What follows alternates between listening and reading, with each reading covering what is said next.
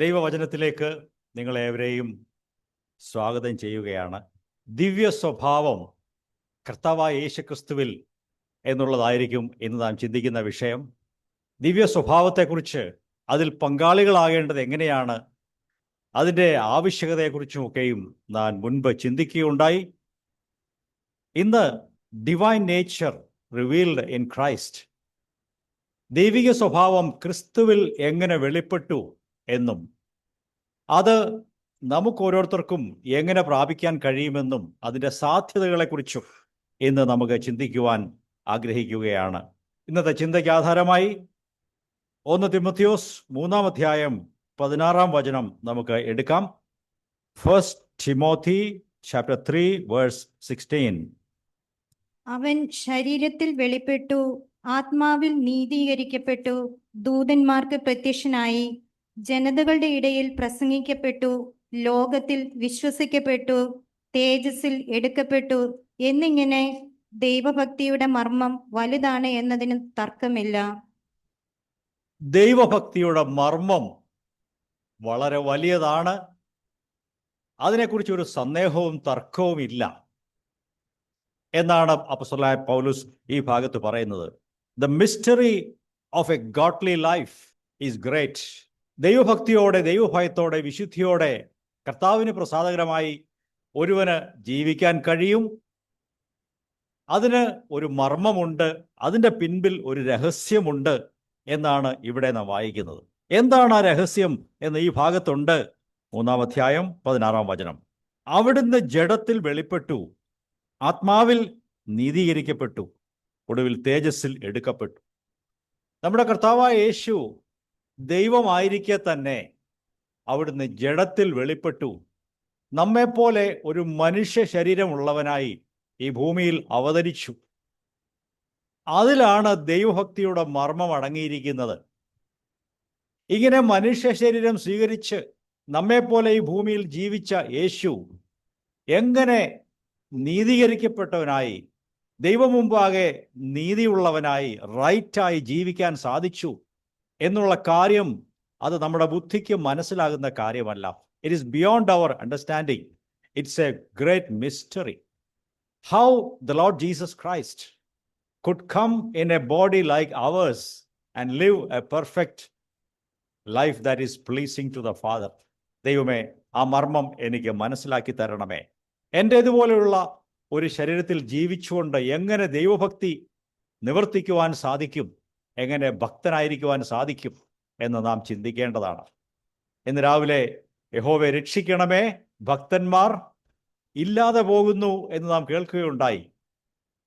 എന്നാൽ നമുക്ക് അതിനോട് ചേർന്ന് ഒരു പ്രാർത്ഥനയും കൂടെ വേണം. ദൈവമേ, ഭക്തന്മാരാരുമില്ല, ഞാനെങ്കിലും ആ ഇല്ലാത്ത സ്ഥലത്ത് നിൽക്കാൻ ഞാനുണ്ട്. I am ready. ഞാനിതാ അവൈലബിൾ ആണ്, ഞാൻ ലഭ്യമാണ്. ഭക്തന്മാരാരും ഇല്ലാത്തത് ഒരു ഭക്തയായി ദൈവമേ എന്നെ ഒന്ന് നിർത്തണമേ എന്ന് പ്രാർത്ഥിക്കാമോ? ദൈവം അതാണ് ആഗ്രഹിക്കുന്നത്.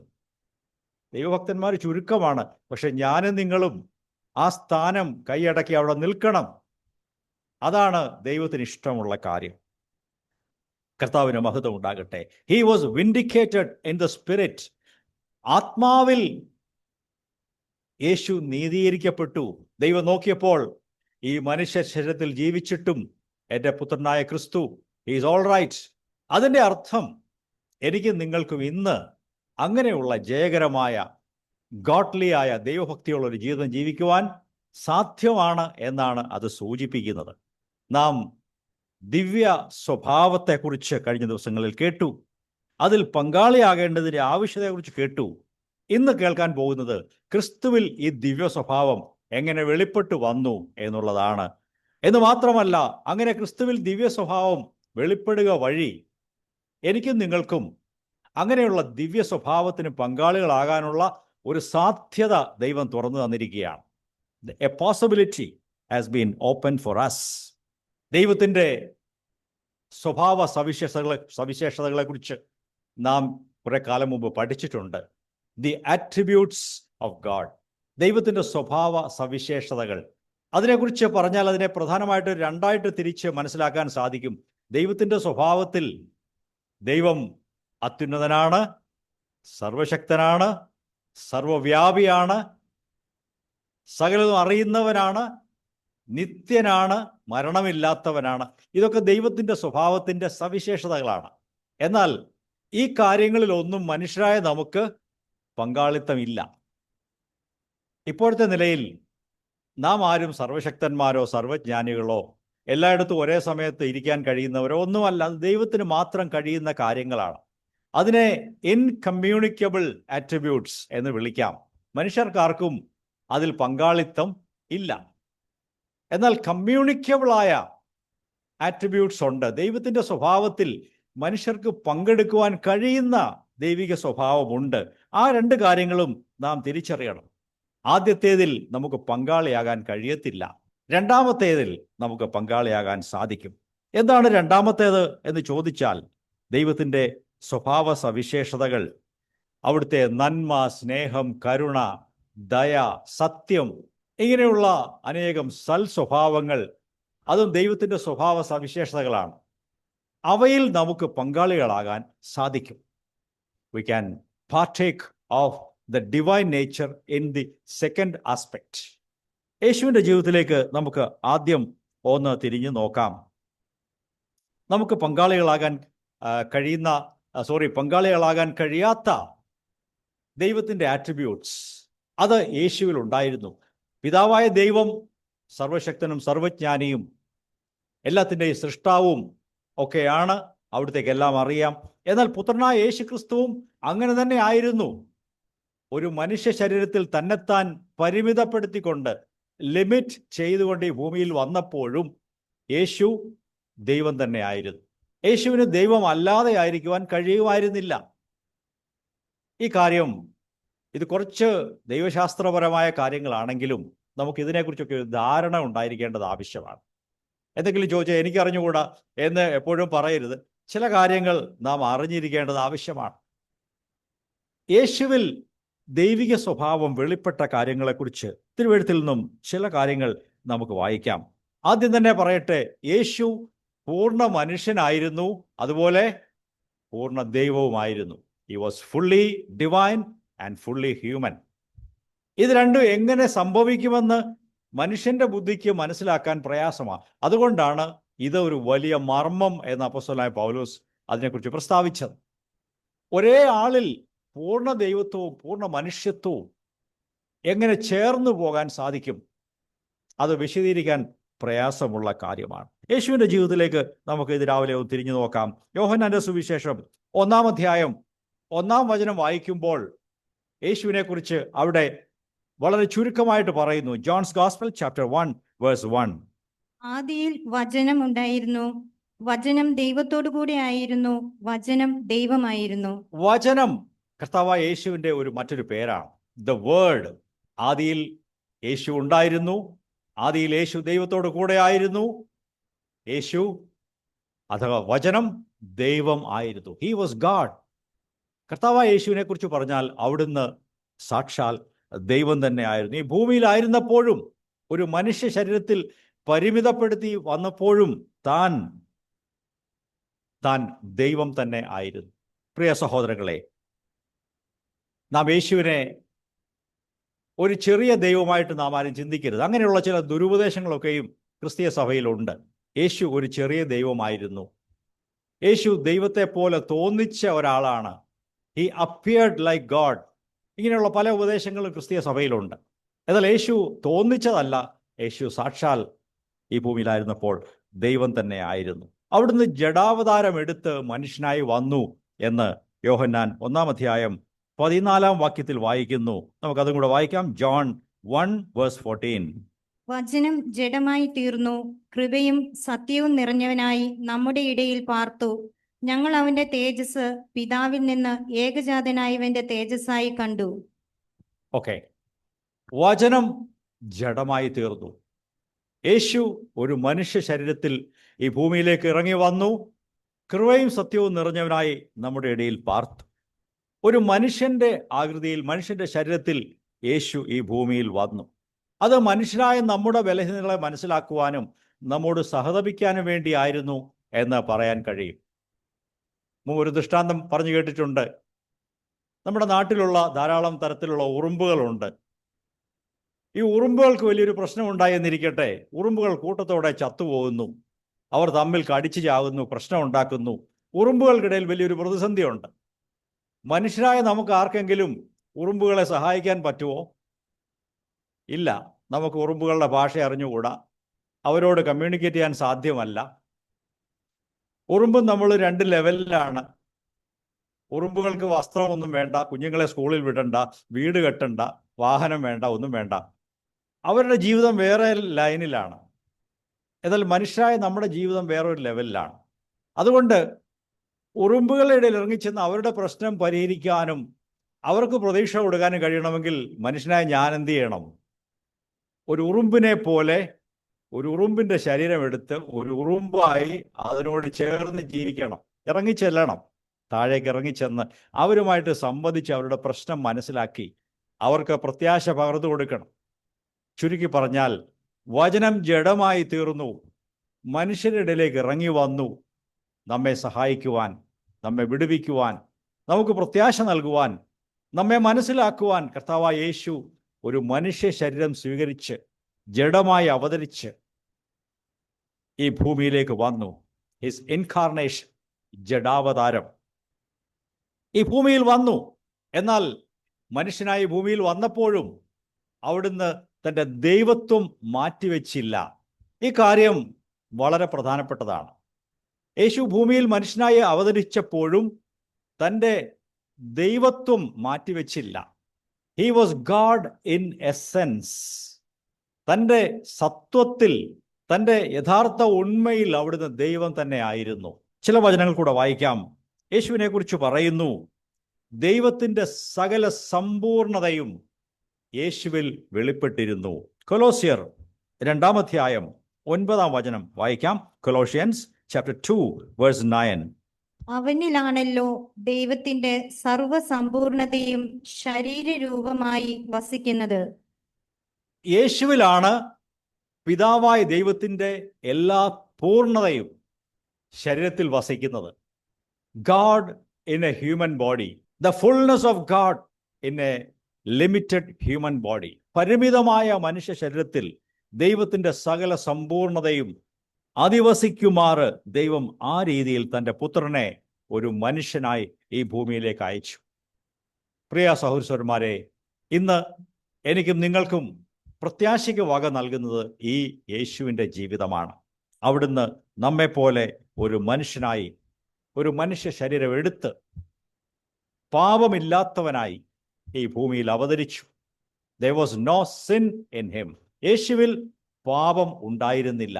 അതുകൊണ്ടാണ് പാപം അറിയാത്തവനെ എന്ന് നാം 2 കൊരിന്ത്യരിൽ വായിക്കുന്നത്. പാപം അറിയാത്തവനെ നാം തന്നിൽ ദൈവത്തിൻ്റെ നീതി ആകേണ്ടതിന് നമുക്ക് വേണ്ടി പകരക്കാരനാക്കി, പാപമാക്കി മാറ്റി. പ്രിയപ്പെട്ടവരെ, ഈ കാര്യങ്ങളെക്കുറിച്ച് നമുക്ക് ഒരു പൊതുവായ ധാരണ ഉണ്ടായിരിക്കണം. യേശു ഈ ഭൂമിയിലായിരുന്നപ്പോൾ പിതാവായ ദൈവത്തിൻ്റെ എല്ലാ സ്വഭാവ സവിശേഷതകളും ആട്രിബ്യൂട്ട്സും ശക്തികളും തന്നിലുണ്ടായിരുന്നു. പിതാവായ ദൈവം എങ്ങനെ സർവശക്തനായിരിക്കുന്നോ, യേശു ഈ ഭൂമിയിലായിരുന്നപ്പോൾ അവിടുന്നും സർവശക്തനായിരുന്നു. ഇളകി മറിയുന്ന കൊടുങ്കാറ്റടിക്കുന്ന കടലിനെ, കാറ്റേ അടങ്ങുക, കടലേ ശാന്തമാകുക എന്ന് പറഞ്ഞപ്പോൾ കടലും കാറ്റും ഒക്കെയും യേശുവിനെ അനുസരിച്ച് ശാന്തമായി. ശിഷ്യന്മാർ അത്ഭുതപ്പെട്ടു, ഇവൻ ആര്? യേശുവിൻ്റെ ആ സർവശക്തി ആണ് അവിടെ നാം വെളിപ്പെട്ട് കാണുന്നത്. He was ഓംനിപൊട്ടന്റ്. ലാസറെ പുറത്തു വാ എന്ന് 4 ദിവസം മുമ്പ് മരിച്ചുപോയ ലാസറിനോട് പറഞ്ഞപ്പോൾ ലാസർ ജീവനോടെ വെളിയിൽ വന്നു. അത് തൻ്റെ ദൈവത്വമാണ് കാണിക്കുന്നത്. എന്നാൽ ശിഷ്യന്മാരൊക്കെ മരിച്ചവരെ എഴുന്നേൽപ്പിച്ചിട്ടുണ്ട്, പക്ഷെ അത് യേശുവിൻ്റെ നാമത്തിലാണ്. യേശു ആരുടെയും നാമത്തിലല്ല പറഞ്ഞത്. ലാസറെ ഇങ്ങോട്ട് എഴുന്നേറ്റ് വാ എന്ന് പറഞ്ഞതേ ഉള്ളൂ. യേശുവിൻ്റെ ദൈവത്വമാണ് അവിടെ കാണുന്നത്. ഹിസ് ഓംനിപൊട്ടൻസ്, അവിടുത്തെ സർവശക്തി അവിടെ നാം കാണുന്നു. യേശു ചെയ്ത അത്ഭുതങ്ങളും അടയാളങ്ങളും വീര്യപ്രവൃത്തികളും ഒക്കെയും യേശു ദൈവമാകുന്നു എന്ന് കാണിക്കുന്നു. നമ്മോട് ആരെങ്കിലും ഇതിനെക്കുറിച്ച് ചോദിച്ചാൽ എനിക്കറിഞ്ഞുകൂടാ എന്ന് പറയരുത്. ഈ കാലത്തൊക്കെയും പലരും അങ്ങനെയുള്ള ചോദ്യങ്ങളുമായിട്ട് വരുന്നുണ്ട്. യേശു ഇങ്ങനെ പറഞ്ഞിട്ടുണ്ടോ? ഞാൻ ദൈവമാണെന്ന് യേശു പറഞ്ഞിട്ടുണ്ടോ? എന്നൊക്കെ ഈ മുസ്ലിം സ്നേഹിതർ ചോദിക്കാറുണ്ട്. അപ്പോൾ നാം പറയണം, യേശു പറഞ്ഞിട്ടുണ്ട്, അത് ഞങ്ങൾക്കറിയാം, യേശു ദൈവമാണെന്ന് ഉള്ളതിൻ്റെ തെളിവ് നമുക്ക് ബൈബിളിൽ നിന്ന് ചൂണ്ടിക്കാണിക്കുവാൻ സാധിക്കും. യേശുവിൻ്റെ നാമധേയങ്ങളെക്കുറിച്ച് ചിന്തിക്കുക. His titles. ആദ്യം തന്നെ നാം സുവിശേഷത്തിൽ കാണുന്നത് യേശുവിനെ കുറിച്ച് പറഞ്ഞു, അവന് ഇമ്മാനുവേൽ എന്ന് പേർ വിളിക്കും. എന്താ ഇമ്മാനുവേൽ എന്ന് വെച്ചാൽ? ദൈവം മനുഷ്യരോടുകൂടെ. നമുക്കത് വായിക്കാം. മത്തായി സുവിശേഷം 1-ാം അധ്യായം 22-ാം വചനം. Matthew's gospel chapter 1 verse 22. കന്യക ഗർഭിണിയായി ഒരു മകനെ പ്രസവിക്കും, അവന് ദൈവം നമ്മോടുകൂടെ എന്നർത്ഥമുള്ള ഇമ്മാനുവേൽ എന്ന പേർ വിളിക്കും. ഇമ്മാനുവേൽ എന്നുള്ള പേരിന്റെ അർത്ഥം ദൈവം നമ്മോടുകൂടെ. യേശുവിനെ കുറിച്ചാണ് ആ പേര് സൂചിപ്പിക്കുന്നത്. ഈ യേശു കുഞ്ഞ് ഇതാ ജനിച്ചിരിക്കുന്നു. ആ യേശുവിൻ്റെ മറുപേര് ദൈവം നമ്മോടുകൂടെ. വേറെ രീതിയിൽ പറഞ്ഞാൽ ഈ യേശു കുഞ്ഞ് സാക്ഷാൽ ദൈവമാണ്. അവിടുന്ന് ദൈവം നമ്മോടുകൂടെ, മനുഷ്യരോടൊപ്പം വസിക്കുന്ന ദൈവമാണ് യേശു എന്നാണ് ആ പേരിൻ്റെ അർത്ഥം. യേശുവിൻ്റെ നാമധേയത്തിൽ നിന്നും അത് വ്യക്തമാണ്. അതുപോലെ യേശു തന്നെക്കുറിച്ച് ദൈവപുത്രൻ എന്ന് വിളിച്ചിരിക്കുന്നു. യോഹന്നാന്റെ സുവിശേഷം 10-ാം അധ്യായം 30-ാം വാക്യത്തിൽ നമുക്കത് കാണാൻ സാധിക്കും. John 10 verse 30. ഞാനും പിതാവും ഒന്നാകുന്നു. ഒരു ചെറിയ വാക്യമാണ്. എന്താ പറയുന്നത്? ഞാനും പിതാവും ഒന്നാകുന്നു. ഞാൻ പിതാവിലും പിതാവ് എന്നിലും ആകുന്നു എന്ന് വെച്ചാൽ യേശു പറയുകയാണ്, ഞാൻ സാക്ഷാൽ ദൈവപുത്രൻ തന്നെയാണ്, ഞാൻ ദൈവം തന്നെയാണ്. യേശു അത് പ്രഖ്യാപിച്ചിട്ടുണ്ട്. താൻ ദൈവമാണെന്ന് അവകാശപ്പെട്ടിട്ടുണ്ട്. ഞാനും പിതാവും ഒന്നാകുന്നു എന്ന് പറഞ്ഞപ്പോൾ ഞങ്ങളുടെ രണ്ടുപേരുടെയും സത്ത ഒന്ന് തന്നെയാണ്. We have the same essence. അതിനെക്കുറിച്ച് തിയോളജിയിൽ പറയും ഹോമോ ഉസിയ എന്ന് പറയാറുണ്ട്. ഹോമോ ഉസിയ എന്ന് വെച്ചാൽ ഒരേ എസൻസ്, ഒരേ സത്വം. പിതാവായ ദൈവവും പുത്രനായ യേശു ക്രിസ്തുവും സത്വത്തിൽ ഒന്ന് തന്നെയാണ്. യേശു ചെറിയ ദൈവമല്ല, പിതാവ് വലിയ ദൈവവുമല്ല.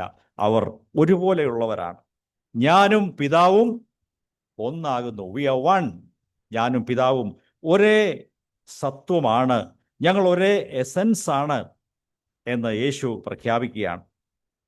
ഇനി യേശു ഭൂമിയിലായിരുന്നപ്പോൾ മനുഷ്യരുടെ ആരാധന സ്വീകരിച്ചിട്ടുണ്ട്. ആരാധന ആർക്കുള്ളതാണ്? എപ്പോഴും ദൈവത്തിനുള്ളതാണ്. നമുക്കത് വായിക്കാം.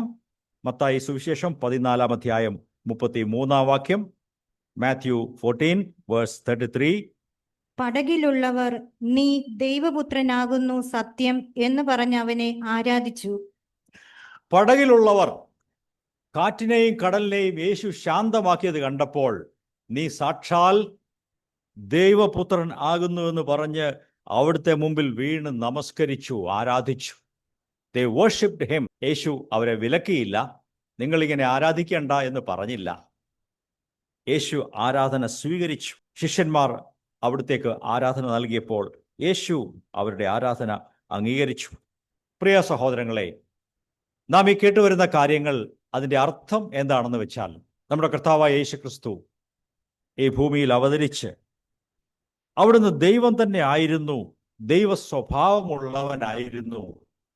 ദൈവത്തിൻ്റെ പങ്കിടപ്പെടാവുന്നതും പങ്കിടപ്പെടാത്തതുമായ എല്ലാ തരത്തിലുള്ള സ്വഭാവ സവിശേഷതകളിലും യേശു പങ്കാളിയായി തീർന്നു. He was God himself. മനുഷ്യർക്ക് പങ്കെടുക്കുവാൻ കഴിയാത്ത ഒരു കാര്യം കൂടെ യേശുവിൻ്റെ ജീവിതത്തിൽ ഉണ്ടായിരുന്നു. അത് മറ്റൊന്നുമല്ല, ക്രൂശ് മരണമാണ്. പാപത്തിൽ നശിച്ചുപോയ മാനവജാതിക്ക് വേണ്ടി മറ്റേതൊരു മനുഷ്യനും മരിക്കുവാനോ അവർക്ക് രക്ഷ വരുത്തുവാനോ കഴിയുമായിരുന്നില്ല. അത് സാക്ഷാൽ കർത്താവായ യേശുക്രിസ്തുവിന് മാത്രമേ കഴിയുമായിരുന്നുള്ളൂ.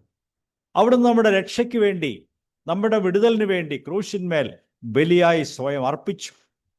പാപരഹിതനായ ഒരുവന്റെ രക്തത്തിന് മാത്രമേ പാപികളുടെ പാപത്തെ പരിഹരിക്കുവാൻ സാധ്യമാകത്തുള്ളൂ. ഒരു വചനം അതിനാധാരമായിട്ട് വായിക്കാം. എബ്രായർ 9-ാം അധ്യായം 14-ാം വാക്യം. ഹീബ്രൂസ് ചാപ്റ്റർ 9 വേഴ്സ് 14 വായിക്കാം. നിത്യാത്മാവിനാൽ ദൈവത്തിന് തന്നെ നിഷ്കളങ്കനായി അർപ്പിച്ച ക്രിസ്തുവിന്റെ രക്തം ജീവനുള്ള ദൈവത്തെ ആരാധിക്കുവാൻ നിങ്ങളുടെ മനസാക്ഷിയെ നിർജീവ പ്രവൃത്തികളിൽ നിന്ന് എത്രയധികം ശുദ്ധീകരിക്കും. നമ്മുടെ രക്ഷയുടെ കാര്യത്തിൽ യേശുവിൻ്റെ ആ പങ്ക്, his role in our salvation is unique. പാപമില്ലാത്ത നിഷ്കളങ്കനായ ആ യേശുവിൻ്റെ രക്തം, പാപമില്ലാത്ത രക്തം, ആ കുഞ്ഞാടിൻ്റെ രക്തം, ആ രക്തത്തിന് മാത്രമേ പാപികളായ മനുഷ്യരുടെ രക്ഷ സാധ്യമാക്കുവാൻ കഴിയുമായിരുന്നുള്ളൂ. അതാണ് ഈ വചനത്തിൽ നാം വായിച്ചത്. നിഷ്കളങ്കനായ അവിടുത്തെ കുഞ്ഞാടിൻ്റെ രക്തം നമ്മുടെ പാപങ്ങളെ പോക്കി നമ്മുടെ മനസാക്ഷികളെ ശുദ്ധീകരിക്കുവാൻ ശക്തിയുള്ളതാണ്, യോഗ്യമായതാണ്. ദൈവത്തിന് മഹത്വം ഉണ്ടാകട്ടെ. ഞാൻ ഇതുവരെയും പറഞ്ഞു വന്നത്, യേശു ദിവ്യ സ്വഭാവത്തിൽ പങ്കാളിയായി തീർന്നുകൊണ്ടാണ് ഈ ഭൂമിയിൽ അവതരിച്ചു വന്നത്. ദൈവത്തിൻ്റെ നമുക്ക് പങ്കാളിയാകാൻ കഴിയാത്ത അവിടുത്തെ സ്വഭാവങ്ങളിലും യേശു പങ്കാളിയായി തീർന്നു. ഇനി നമുക്ക് പങ്കാളികളാകാൻ കഴിയുന്ന കമ്മ്യൂണിക്കബിൾ ആട്രിബ്യൂട്ട്സ് ഉണ്ട്. ആ ഭാഗം നമുക്ക് പങ്കാളികളാകാൻ കഴിയുന്ന കാര്യങ്ങളാണ്. അതിനെക്കുറിച്ചും ചില കാര്യങ്ങൾ ചിന്തിക്കാം. യേശു നമുക്ക് തുല്യനായി ഈ ഭൂമിയിൽ നമ്മെപ്പോലെ വന്ന് പരീക്ഷിതനായി. എന്നാൽ അവിടുന്ന് പാപം ഒരിക്കലും ചെയ്തിട്ടില്ല. യേശുവിൻ്റെ ജീവിതത്തിലെ ദിവ്യ സ്വഭാവം നാം കാണുകയും ഏറ്റെടുക്കുകയും പ്രാർത്ഥിക്കുകയും വേണം. കർത്താവേ, യേശുവേ, ഈ ദിവ്യ സ്വഭാവത്തിലേക്ക് എന്നെയും നടത്തണമേ. അവിടുന്ന് എന്നെപ്പോലെയുള്ള ഒരു ശരീരത്തിൽ വന്ന്, ബലഹീനനായ മനുഷ്യൻ്റെ ശരീരത്തിൽ വന്ന് പാപത്തെ അതിജീവിച്ച് ദൈവത്തിന് പ്രസാദകരമായി അവിടുന്ന് ജീവിച്ചു എങ്കിൽ എനിക്കും ഞങ്ങൾക്ക് ഓരോരുത്തർക്കും അത് സാധ്യമാണ് എന്ന് കർത്താവിനോട് നമുക്ക് പറയാം. നമുക്ക് വലിയൊരു പ്രത്യാശയാണ് ഇതിൽ കൂടെ ലഭിക്കുന്നത്.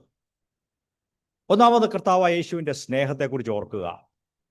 The love of the lord Jesus Christ. അവിടുത്തെ ആ ദിവ്യ സ്വഭാവം നമ്മെയും അതിൽ പങ്കാളികളാകുവാൻ ഇന്ന് ദൈവം ആഹ്വാനം ചെയ്യുകയാണ്. യേശുവിൻ്റെ സ്നേഹം എങ്ങനെയുള്ളതായിരുന്നു? അത് സ്വയം ഏൽപ്പിച്ചു കൊടുക്കുന്ന സ്നേഹമായിരുന്നു. മനുഷ്യരുടെ സ്നേഹം പൊതുവെ പറഞ്ഞാൽ അത് ചിരിച്ചു കാണിക്കുന്ന സ്നേഹമാണ്. അതൊരു ഫീലിങ്ങിൽ അധിഷ്ഠിതമാണ്. എനിക്ക് സ്നേഹം തോന്നി, ഭയങ്കര സ്നേഹം തോന്നി എന്നൊക്കെ ആളുകൾ പറയാറുണ്ടല്ലോ. അതെല്ലാം തോന്നലുകളും മനുഷ്യൻ്റെ ചിന്തയിൽ വരുന്ന ചില കാര്യങ്ങളുമൊക്കെയാണ്. എന്നാൽ യേശുവിൻ്റെ സ്നേഹം നാം തിരുവെഴുത്തിൽ കാണുന്നു. അത് തന്നെത്താൻ സ്നേഹിക്കപ്പെടുന്ന വ്യക്തികൾക്കായി തന്നെത്താൻ ഏൽപ്പിച്ചു കൊടുക്കുന്ന, അർപ്പിച്ചു കൊടുക്കുന്ന ഒരു സ്നേഹമാണ്. എഫേസ്യർ 5-ാം അധ്യായത്തിൽ അത് വായിക്കാം. എഫേസ്യർ 5:26 27 വാക്യങ്ങളാണ്. എഫീഷ്യൻസ് ചാപ്റ്റർ 5 verses 26 and 27 വായിക്കാം. അവൻ അവളെ വചനത്താലുള്ള ജലം കൊണ്ട് കഴുകി വെടിപ്പാക്കി വിശുദ്ധീകരിക്കേണ്ടതിനും കറ, ചുളുക്കം മുതലായ യാതൊന്നുമില്ലാതെ സഭയെ ശുദ്ധവും നിഷ്കളങ്കവുമായി തനിക്ക് തന്നെ തേജസ്സോടെ നിർത്തേണ്ടതിനും തന്നെ. ഇവിടെ നാം വായിക്കുന്നു, സഭയെ തേജസ്സോടെ മുൻനിർത്തേണ്ടതിന് ക്രിസ്തു എന്തു ചെയ്തു? തന്നെത്താൻ അവൾക്ക് വേണ്ടി ഏൽപ്പിച്ചു കൊടുത്തു. സെൽഫ് സാക്രിഫൈസ്, സ്വയം മരണത്തിനു വേണ്ടി ഏൽപ്പിച്ചു കൊടുക്കുന്ന ഒരു സ്നേഹം. നാം ആ സ്നേഹത്തെ ധ്യാനിച്ചുകൊണ്ട് നമ്മുടെ ജീവിതം മുമ്പോട്ട് നയിക്കേണ്ടത് ആവശ്യമാണ്. കർത്താവിൻ്റെ മേശയിൽ പങ്കെടുക്കുമ്പോൾ നാം ചെയ്യുന്നതും അതുതന്നെയാണ്. ഈ വലിയ സ്നേഹത്തെ വിലമതിച്ചുകൊണ്ട്, അപ്രീഷിയേറ്റ് ചെയ്തുകൊണ്ട്, യേശുവേ, ഞാൻ എന്നെ തന്നെ അങ്ങയുടെ ഈ മഹാസ്നേഹത്തിന് മുൻപിൽ അടിയറ വയ്ക്കുന്നു, എന്നെ സമർപ്പിക്കുന്നു. ഈ സ്നേഹത്തിലേക്ക് ദൈവമേ എന്നെ നടത്തണമേ എന്ന് പ്രാർത്ഥിക്കാമോ? Divine nature as revealed in the life of Christ. കർത്താവായ യേശുവിൻ്റെ ജീവിതത്തിൽ വെളിപ്പെട്ട ആ ദിവ്യ സ്വഭാവം, അത് ദൈവത്തിൻ്റെ സ്വഭാവം തന്നെയാണ്. ഈ ഭൂമിയിലേക്ക് വന്നപ്പോൾ നമ്മെ ഓർത്ത്, നമ്മെ വിടുവിക്കുവാൻ വേണ്ടി, രക്ഷിക്കുവാൻ വേണ്ടി ക്രിസ്തു തന്നെത്താൻ നമുക്ക് വേണ്ടി ഏൽപ്പിച്ചു കൊടുത്തു. കുടുംബങ്ങൾ ശക്തമായി പണിയപ്പെടണമെങ്കിൽ ഭാര്യാഭർത്താക്കന്മാർ അന്യോന്യം തങ്ങളെ തന്നെ നൽകുന്ന, ഏൽപ്പിച്ചു കൊടുക്കുന്ന സ്നേഹത്തിലേക്ക് വരേണ്ടതാണ്. Self sacrificing love. സഭയിൽ അത് ആവശ്യമാണ്. ആളുകൾ മിക്കപ്പോഴും എൻ്റെ സൗകര്യം, എനിക്കെല്ലാം സുഖമായിരിക്കണം, എനിക്ക് സൗകര്യം ഉണ്ടാകണം, എനിക്ക് ബുദ്ധിമുട്ടൊന്നും ഉണ്ടാകരുത്, ഇങ്ങനെ ചിന്തിക്കുന്നവരാണ്. അത് ക്രിസ്തീയമായ സ്നേഹമല്ല. ക്രിസ്തുവിൻ്റെ സ്നേഹം അത് തന്നെത്താൻ കൊടുക്കുന്ന സ്നേഹമാണ്. തൻ്റെ ജീവനെ കൊടുക്കുന്ന, ക്രൂശിലെ മരണത്തോളം എന്ത് ചെയ്തു? തന്നെത്താൻ താഴ്ത്തി ഏൽപ്പിച്ചു കൊടുത്തു. Partaking of the divine nature. ദിവ്യ സ്വഭാവത്തിന് ക്രിസ്തുവിൻ്റെ ജീവിതത്തിൽ നിന്നുള്ള ആ തെളിവാണ് നാം ഇപ്പോൾ കണ്ടുകൊണ്ടിരിക്കുന്നത്. ഇനി യേശുവിൻ്റെ മനുഷ്യരോടുള്ള അനുകമ്പയും കമ്പാഷനും നമുക്ക് കാണാം. പലപ്പോഴും യേശു തൻ്റെ ചുറ്റും കൂടിയ വലിയ ജനങ്ങളെ കണ്ടിട്ട് അവരോട് അനുകമ്പ തോന്നി. He felt A compassion for them. വലിയ സ്നേഹവും മനസ്സലിവും അവരോട് തോന്നിയിട്ട് പലപ്പോഴും അവർ പട്ടിണിയാണ്, അവർക്ക് ഭക്ഷണമില്ല, 3 നാളായി എൻ്റെ കൂടെ പ്രസംഗം കേട്ട് കൂടെ നിൽക്കുകയാണ്, ഭക്ഷണമില്ല. അതുകൊണ്ട് അവരോട് യേശുവിനൊരു കമ്പാഷൻ തോന്നി, അനുകമ്പ തോന്നിയിട്ടാണ് അവർക്ക് അപ്പം വർദ്ധിപ്പിച്ച് വിതരണം ചെയ്യുന്നു. ഒരിക്കൽ യേശുവിൻ്റെ അടുത്തൊരു കുഷ്ഠരോഗി വന്നു. കുഷ്ഠരോഗികൾക്ക് പൊതുജനങ്ങളുടെ മധ്യേ വരാൻ അനുവാദമില്ല, വളരെ ദൂരെ മാറി നിൽക്കാനേ അവർക്ക് പറ്റുകയുള്ളൂ. എന്നാൽ ഈ മനുഷ്യൻ യേശുവിനോട് കുറെ അടുത്ത് വന്നു. എങ്ങനെയാണെന്ന് എനിക്ക് അറിഞ്ഞുകൂടാ. He came near somehow. അടുത്ത് വന്നു. നമുക്ക് ആ ഭാഗം വായിക്കാം. അത് മത്തായി സുവിശേഷം 8-ാം അധ്യായം 2-3 വാക്യങ്ങളിലാണ്. Matthew's gospel chapter 8 verses 2 and 3 വായിക്കാം. അപ്പോൾ ഒരു കുഷ്ഠരോഗി വന്ന് അവനെ നമസ്കരിച്ച്, കർത്താവേ, നിനക്ക് മനസ്സുണ്ടെങ്കിൽ എന്നെ ശുദ്ധമാക്കാൻ കഴിയും എന്ന് പറഞ്ഞു. അവൻ കൈ നീട്ടി അവനെ തൊട്ടു. എനിക്ക് മനസ്സുണ്ട്, നീ ശുദ്ധമാകുക എന്ന് പറഞ്ഞു. ഉടനെ കുഷ്ഠം മാറി അവൻ ശുദ്ധനായി തീർന്നു. നോക്കുക, യേശു വലിയ പ്രസംഗമൊക്കെ അവസാനിപ്പിച്ചിട്ട്, പർവ്വത പ്രസംഗം എല്ലാം കഴിഞ്ഞിട്ട് താഴേക്ക് ഇറങ്ങി വരുമ്പോൾ ആദ്യം ചെയ്യുന്ന അത്ഭുതമാണ്. കുഷ്ഠരോഗികൾ സാധാരണ ജനങ്ങളുടെ മധ്യേ വരാൻ പാടില്ല, അവർ അകലം വിട്ട് നിൽക്കണം. ഈ കുഷ്ഠരോഗി യേശുവിൻ്റെ കുറച്ചടുത്ത് വന്നു. ഒരുപക്ഷെ കുറെ ദൂരെ ആയിരിക്കും മുട്ടുകുത്തിയത്. കർത്താവേ, നിനക്ക് മനസ്സുണ്ടെങ്കിൽ എന്നെ ശുദ്ധനാക്കാൻ കഴിയും എന്ന് ഉറക്കെ നിലവിളിച്ചു പ്രാർത്ഥിച്ചു പറഞ്ഞു. യേശു എന്ത് ചെയ്തു? അവനെ തൊട്ടു. യേശു ഓടി അവൻ്റെ അടുത്തേക്ക് പോയിട്ടായിരിക്കും തൊട്ടത്, കാരണം അവൻ അത്ര അടുത്ത് വരാൻ പറ്റുകയില്ല. അവൻ അകലെയാ നിൽക്കുന്നത്. യേശു അങ്ങോട്ട് ഓടിച്ചെന്നു. തൻ്റെ അനുകമ്പ, തൻ്റെ കമ്പാഷനും സ്നേഹവും അവിടെ കാണിച്ചു. ആരും കുഷ്ഠരോഗികളെ തൊടാറില്ല. തൊട്ടാൽ അവർക്കും ഈ രോഗം പകരും. അതുകൊണ്ട് സാധാരണഗതിയിൽ കുഷ്ഠരോഗികളെ ആരും തൊടുകയില്ല, അടുത്തുപോലും വരാൻ അനുവദിക്കുകയില്ല. എന്നാൽ യേശു ഓടി അങ്ങോട്ട് ചെന്ന് അവനെ തൊട്ടു. എനിക്ക് മനസ്സുണ്ട്, നീ അങ്ങ് സൗഖ്യമാക് എന്ന് പറഞ്ഞു. ഉടനെ അവൻ സൗഖ്യമായി, അവൻ ശുദ്ധനായി. അവൻ്റെ കയ്യിലെ വിരലുകളൊക്കെ പുനഃസ്ഥാപിക്കപ്പെട്ടു, കാലിലെ വിരലൊക്കെ മുറിഞ്ഞു പോയതൊക്കെ വന്നു. അത് ഒരു വലിയ അത്ഭുതമാണ്. Reconstruction work. ഇല്ലാത്ത വിരലുകളും ഒക്കെ ഉണ്ടായി വന്നു. അവൻ സുഖമായി, അവൻ ശുദ്ധനായി. യേശുവിൻ്റെ അനുകമ്പ അത് ദൈവത്തിൻ്റെ ഒരു സ്വഭാവ സവിശേഷതയാണ്. ഇന്ന് എനിക്ക് നിങ്ങൾക്കും ഈ ദിവ്യ സ്വഭാവം നൽകുവാൻ ദൈവം ആഗ്രഹിക്കുന്നു. എന്നാൽ നാം അതിന് മനസ്സുള്ളവരാണോ? അതോ നാം ഇപ്പോൾ ജീവിക്കുന്ന ഒരു നിലവാരത്തിൽ ഇങ്ങനെയൊക്കെ അങ്ങ് ജീവിച്ചു പോയാൽ മതിയോ? ദൈവമേ, അവിടുത്തെ ദിവ്യ സ്വഭാവം, ദൈവമേ, അങ്ങയുടെ സ്വഭാവം, ക്രിസ്തുവിൽ വെളിപ്പെട്ട ഈ ദിവ്യ സ്വഭാവത്തിന് എന്നെയും പങ്കാളിയാക്കണമേ എന്ന് ഇന്ന് രാവിലെ പ്രാർത്ഥിക്കാമോ?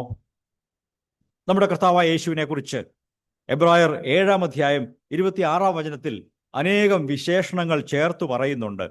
Hebrews chapter 7 verse 26. ഇങ്ങനെയുള്ള മഹാപുരോഹിതനല്ലോ നമുക്ക് വേണ്ടത്, പവിത്രൻ, നിർദോഷി, നിർമ്മലൻ, പാപികളോട് വേർപെട്ടവൻ, സ്വർഗത്തെക്കാൾ ഉന്നതനായി തീർന്നവൻ. 5 കാര്യങ്ങളാണ് നമ്മുടെ മഹാപുരോഹിതനായ ക്രിസ്തുവിനെ കുറിച്ച് പറയുന്നത്. അവിടുന്ന് നിർദോഷനാണ്, പാപമില്ലാത്തവനാണ്, സ്വർഗത്തോളം ഉയർത്തപ്പെട്ടവനാണ്. നമ്മുടെ മഹാപുരോഹിതൻ ഇങ്ങനെയുള്ളവനാണ്. പാപരഹിതനായ, പാപത്തോട് ചേർന്നു പോകാത്തവൻ, അതിനെ വെറുത്ത് അകന്നു നിൽക്കുന്നവൻ. ഇങ്ങനെയുള്ള മഹാപുരോഹിതനാണ് നമുക്കുള്ളത്. നമ്മുടെ കർത്താവായ യേശുവിനെ കുറിച്ചാണ് ആ കാര്യങ്ങൾ അവിടെ പറഞ്ഞിരിക്കുന്നത്. അവിടുന്ന് നിർമ്മലനും വിശുദ്ധനും പിതാവിന് പ്രസാദകരമായി ജീവിച്ചവനുമായിരുന്നു. ഇന്ന് പ്രിയപ്പെട്ട സഹോദരങ്ങളെ, ഈ ബലഹീന ശരീരത്തിൽ ജീവിക്കുമ്പോൾ എനിക്കും നിങ്ങൾക്കും പിതാവിനെ പ്രസാദിപ്പിക്കുന്ന ദിവ്യ സ്വഭാവമുള്ളവരായി ജീവിക്കുവാൻ സാധിക്കും. യേശു ഈ ഭൂമിയിൽ അവതരിച്ചതാണ് അതിനുള്ള വലിയ സാധ്യത നമുക്ക് തുറന്നു തന്നത്. കർത്താവേ, ദൈവഭക്തിയുടെ മർമ്മം എനിക്ക് ബോധിപ്പിച്ചു തരണമേ, എനിക്കത് വ്യക്തമാക്കി തരണമേ. അവിടുന്ന് ഈ ഭൂമിയിൽ മനുഷ്യനായി തന്നെ പരിമിതപ്പെടുത്തി, ലിമിറ്റ് ചെയ്ത് എങ്ങനെ വിശുദ്ധിയോടെ ജീവിച്ചു എന്നെ അറിയിക്കണമേ. ഞാൻ നേരിടുന്ന പ്രതിസന്ധികൾ, ഞാൻ നേരിടുന്ന പ്രലോഭനങ്ങൾ, പാപത്തിൻ്റെ ടെംപ്റ്റേഷൻസ്, ഇതിൽ നിന്നൊക്കെയും എന്നെ അവിടുന്ന് രക്ഷിച്ച് വിടുവിച്ച് എന്നെ ദിവ്യ സ്വഭാവത്തിൻ്റെ ഉടമയാക്കി എന്നെ മുമ്പോട്ട് നടത്തണമേ എന്ന് ഇന്ന് രാവിലെ പ്രാർത്ഥിക്കാമോ? യേശുവിൻ്റെ ദിവ്യ സ്വഭാവങ്ങളെക്കുറിച്ചാണ് നാം പറഞ്ഞു വരുന്നത്. അനേകം കാര്യങ്ങൾ പറയാനുണ്ട്. മറ്റൊന്ന് ശ്രദ്ധിക്കുക, യേശുവിൻ്റെ ജീവിതത്തിലെ തികഞ്ഞ സത്യസന്ധത എന്നുള്ളതായിരുന്നു. He was absolutely honest and truthful. ഒരു വ്യാജവും ഭോഷ്കും ഒരു നമ്പരും ഒന്നും യേശുവിൻ്റെ ജീവിതത്തിൽ ഉണ്ടായിരുന്നില്ല. അത് നമ്മുടെ നാട്ടിൽ പറയുന്നൊരു ഭാഷയാണ്. ഒരു നമ്പർ പറഞ്ഞതാണെന്ന് പറയും. എന്ന് പറഞ്ഞാൽ പറഞ്ഞത് സത്യമല്ല, രക്ഷപ്പെടാൻ വേണ്ടി അല്ലെങ്കിൽ നേട്ടം ഉണ്ടാക്കാൻ വേണ്ടി കൗശലപൂർവ്വം പറഞ്ഞതാണ്. ഇതൊന്നും കർത്താവിൻ്റെ ജീവിതത്തിൽ ഉണ്ടായിരുന്നില്ല.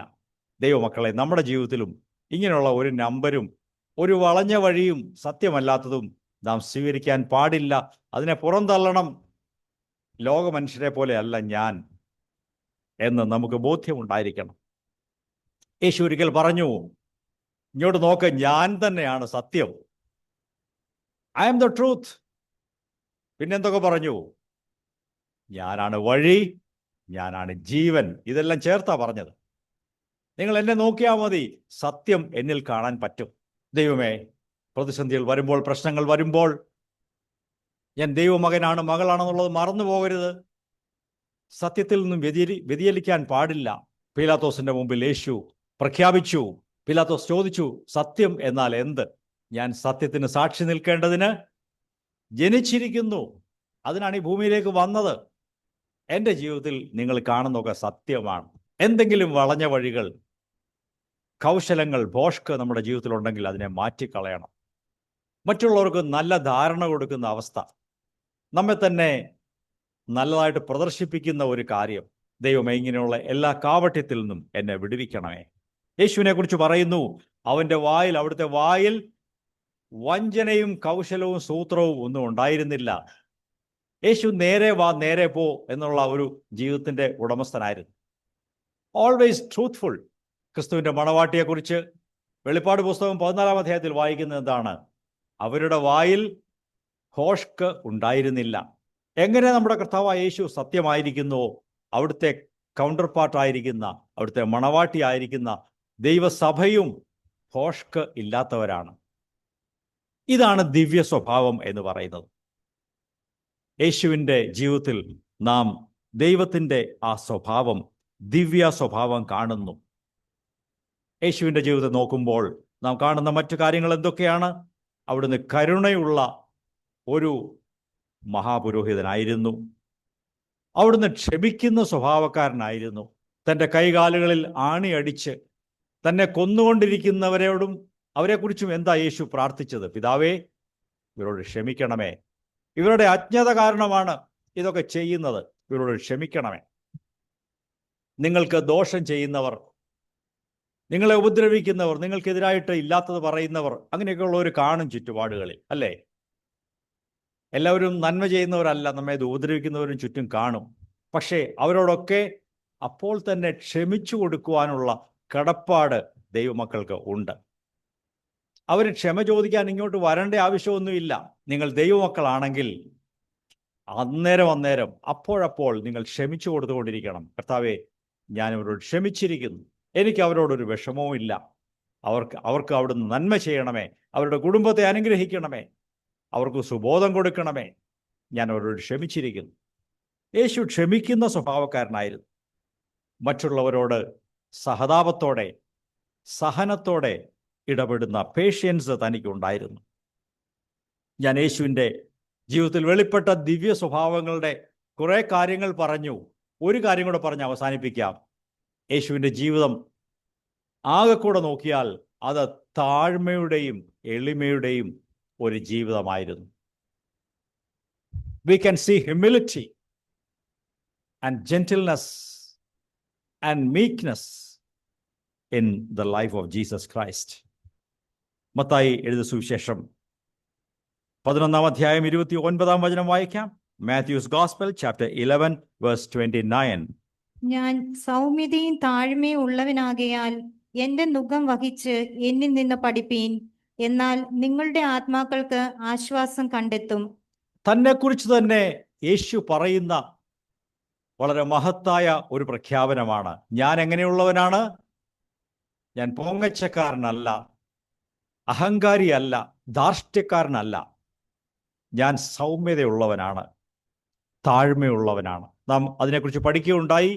സൗമ്യത മനുഷ്യരുടെ മുമ്പിലാണ്, താഴ്മ ദൈവത്തിൻ്റെ മുമ്പിലാണ് പ്രകടിപ്പിക്കേണ്ടത്. Humble before God, meek and lowly before people. യേശുവിൻ്റെ ജീവിതത്തെക്കുറിച്ച് താൻ തന്നെ പറഞ്ഞിരിക്കുകയാണ്, ദൈവത്തോട് എനിക്ക് താഴ്മയുണ്ട്, മനുഷ്യരോട് എനിക്ക് സൗമ്യതയുണ്ട്. യേശുവിൽ നിന്നും നമുക്ക് ഇത് സ്വീകരിക്കാം. എന്നിൽ നിന്ന് നിങ്ങൾ ഇത് പഠിക്കുവിൻ എന്ന് യേശു പറയുകയുണ്ടായല്ലോ.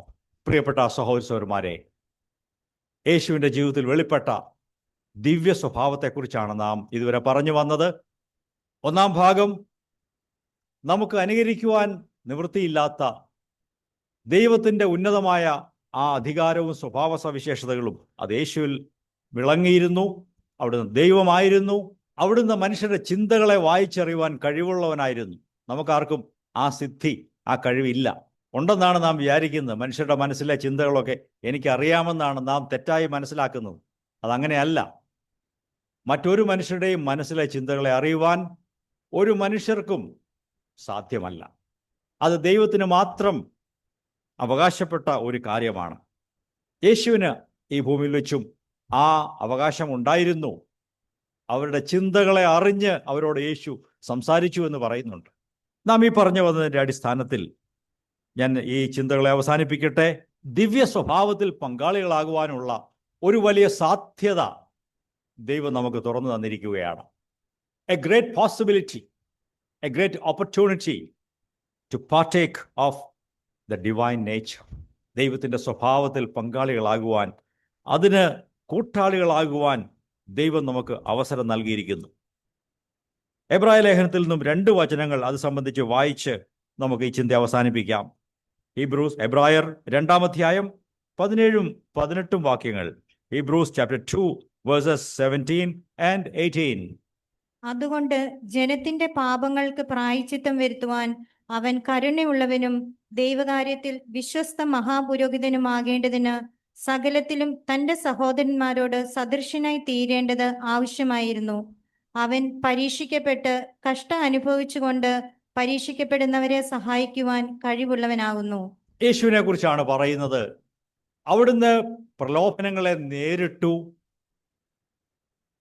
അതിൽ ഉറച്ചു നിന്നു, പിതാവിനെ പ്രസാദിപ്പിച്ചു.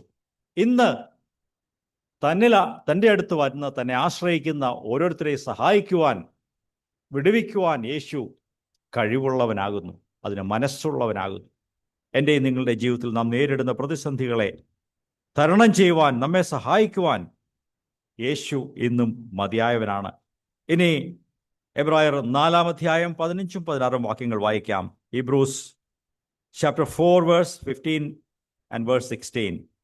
നമുക്കുള്ള മഹാപുരോഹിതൻ നമ്മുടെ ബലഹീനതകളിൽ സഹതാപം കാണിപ്പാൻ കഴിയാത്തവനല്ല, പാപം ഒഴികെ സർവത്തിലും നമുക്ക് തുല്യനായി പരീക്ഷിക്കപ്പെട്ടവനത്രേ നമുക്കുള്ളത്.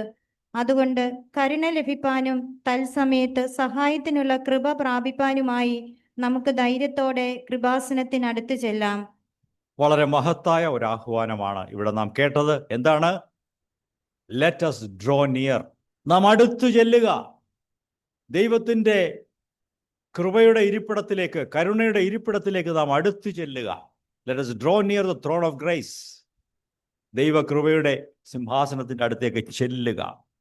അവിടെ ചെല്ലുമ്പോൾ 2 കാര്യങ്ങൾ ലഭിക്കും. നിങ്ങളുടെ ജീവിതത്തിലെ വന്നുപോയ പാപങ്ങൾക്കുള്ള കരുണ ലഭിക്കും, mercy for forgiveness of sins. പിന്നെന്താണ്? ഇനിയും പാപത്തിൽ തുടരാതെ വണ്ണം നിങ്ങളെ സഹായിക്കുവാനുള്ള ദൈവകൃപയും അവിടെ നിന്ന് കിട്ടും. You will receive mercy as well as grace. നിങ്ങൾക്ക് ദൈവത്തിൻ്റെ കരുണയും, അത് പാപമോചനത്തിന് വേണ്ടിയുള്ളതാണ്, കൃപയും ലഭിക്കും. അത് പാപത്തെ അതിജീവിക്കാനുള്ള ദൈവാത്മാവിൻ്റെ ശക്തിയാണ്. ഈ 2 കാര്യങ്ങൾ ലഭിക്കുവാനായിട്ട് നാം കർത്താവിൻ്റെ അടുത്ത് ചെല്ലേണ്ടത് ആവശ്യമാണ്. പത്രോസ് പറയുന്നത്, നാം ആ വചനം കഴിഞ്ഞ ദിവസം വായിക്കുകയുണ്ടായല്ലോ, ഈ ലോകത്തിൽ ദുർമോഹങ്ങൾ നിമിത്തം ഉണ്ടാകുന്ന നാശങ്ങളെ വിട്ടൊഴിഞ്ഞ് ദിവ്യ സ്വഭാവത്തിൽ പങ്കാളികളാകുവാൻ നമുക്ക് സാധിക്കും. അത് പരിശുദ്ധാത്മാവിൻ്റെ ശക്തിയാലാണ്. അത് ദൈവവചനത്തിൻ്റെ വാഗ്ദത്തങ്ങളെ മുറുകെ പിടിക്കുന്നതിനാലാണ്, ദൈവത്തോട് ചേർന്ന് അടുത്തു വരുന്നതിനാലാണ് അത് സംഭവിക്കുന്നത്. പ്രിയപ്പെട്ടവരെ, ഇതൊരു വളരെ നീണ്ട കാലം കൊണ്ട് നടക്കേണ്ട ഒരു പ്രക്രിയയാണ്. ഇതൊരു ട്രാൻസ്ഫോർമേഷനാണ്, ഒരു രൂപാന്തരത്തിൻ്റെ പ്രക്രിയയാണ്. ദൈവം തൻ്റെ രൂപാന്തരത്തിൻ്റെ ജോലി നമ്മുടെ ജീവിതത്തിൽ അടിച്ചേൽപ്പിക്കാറില്ല. ഞാനും നിങ്ങളും അത് ചൂസ് ചെയ്യണം, അതിനെ തിരഞ്ഞെടുക്കണം. ദൈവമേ, അവിടെ നിന്നിൽ ചെയ്യാൻ ആഗ്രഹിക്കുന്ന ഈ രൂപാന്തരത്തിൻ്റെ പ്രക്രിയ ഞാൻ തിരഞ്ഞെടുക്കുന്നു, അതിന് മനസ്സ് വയ്ക്കുന്നു, അങ്ങയെ ആശ്രയിക്കുന്നു. അങ്ങയുടെ ആത്മാവിനാൽ എന്നെ ജയത്തോടെ നടത്തി ദിവ്യ സ്വഭാവം എന്നിൽ അധികമധികമായിട്ട് വളർന്നു വരുവാൻ ഇടയാക്കണമേ എന്ന് നമുക്ക് ദൈവത്തോട് പ്രാർത്ഥിക്കാം. വലിയ പ്രത്യാശയുടെ ഒരു വചനമാണ് നാം കേട്ടുകൊണ്ടിരിക്കുന്നത്. ദിവ്യ സ്വഭാവത്തിൽ പങ്കാളികളായി കർത്താവിൻ്റെ വരവിനായിട്ട് കാത്തിരിക്കുവാൻ കർത്താവ് നമ്മെ ആഹ്വാനം ചെയ്യുകയാണ്. ഈ വചനങ്ങളാൽ ദൈവം നമ്മെ അനുഗ്രഹിക്കട്ടെ.